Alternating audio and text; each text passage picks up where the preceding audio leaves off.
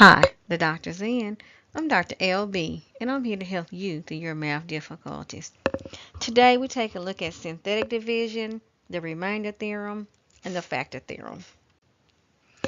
Synthetic division is another way to divide polynomials.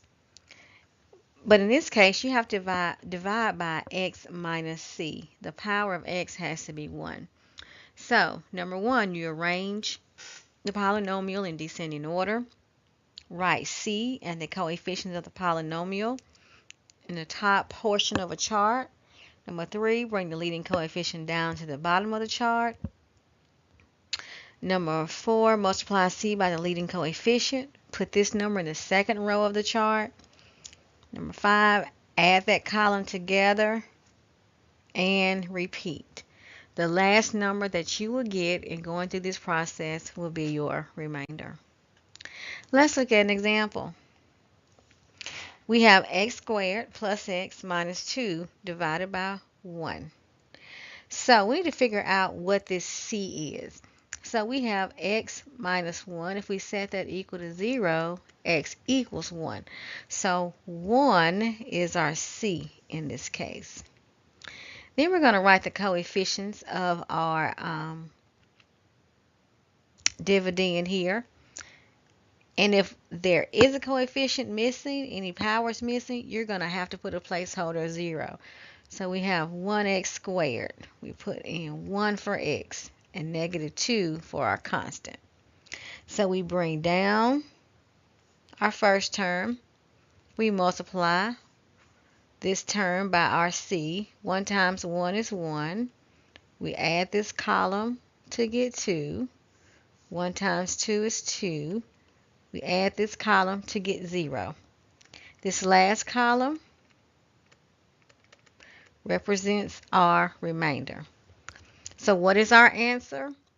Well, we have divided x squared by x. So our answer is going to start with x. So it's x plus 2. Let's look at another one. 5x cubed minus 6x squared plus 3x plus 11 divided by x minus 2. So again, x minus 2 equals 0 means x is 2. So our c here is 2. Let's put in our coefficients. We have 5 for x squared, x cubed.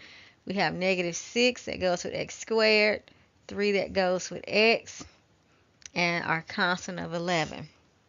So we bring down our 5 and we multiply. 2 times 5 is 10. We add this column and we get 4. 2 times 4 is 8. We add this column, we get 11. 2 times 11 is 22. We add this column to get 33. Again, this is our remainder.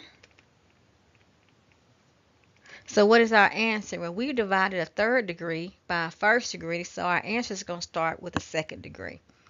We have 5x squared plus 4x plus 11 plus our remainder of 33 over x minus 2. So, the remainder theorem. We can go through synthetic division to find our remainder, or we can get the remainder by just evaluating f at c. Let's look at an example. We're going to use the remainder theorem here to find the remainder, and then we're going to check our work by synthetic division. So let's find f of 3 for this polynomial x cubed minus 7x squared plus 5x minus 6. So this will become 3 cubed minus 7 times 3 squared plus 5 times 3 minus 6. If you do those calculations, you'll get negative 27. Now let's check our work with synthetic division. We have 1, negative 7, 5, and negative 6. Bring down the 1. 1 times 3 is 3. We add to get negative 4. Negative 4 times 3 is negative 12. We add to get negative 7. 3 times negative 7 is negative 21. And we add to get negative 27. So our remainder checks. The factor theorem states that if f of c equals 0, then x minus c is a factor of f of x, and vice versa. So if you're given that given a polynomial of 2x cubed minus 3x squared minus 11x plus 6 equals 0, and if you know that x equals negative 2 is a 0, then you can do synthetic division to get a second degree equation in which the solutions to that second degree equation will also be solutions to the original equation. So let's do synthetic division here using negative 2. So we have the coefficient of 2, negative 3, negative 11, and 6. So we bring down our 2. 2 times negative 2 is negative 4. We add to get negative 7. Negative 7 times negative 2 is positive 14. We add to get 3. And negative 2 times 3 is negative 6. And we add to get 0. So we should get a remainder of 0 because this is a 0 of that particular function. So our original function, if we factor down a little bit, knowing that x equals negative 2 is a 0, if I take that negative 2 to the other side, x plus 2 is a factor. And then we're left with this result from synthetic division, 2x squared minus 7x plus 3.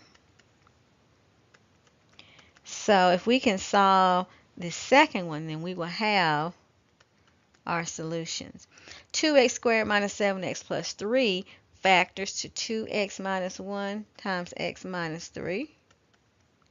So here again, x is negative 2, x is 1/2, or x is 3.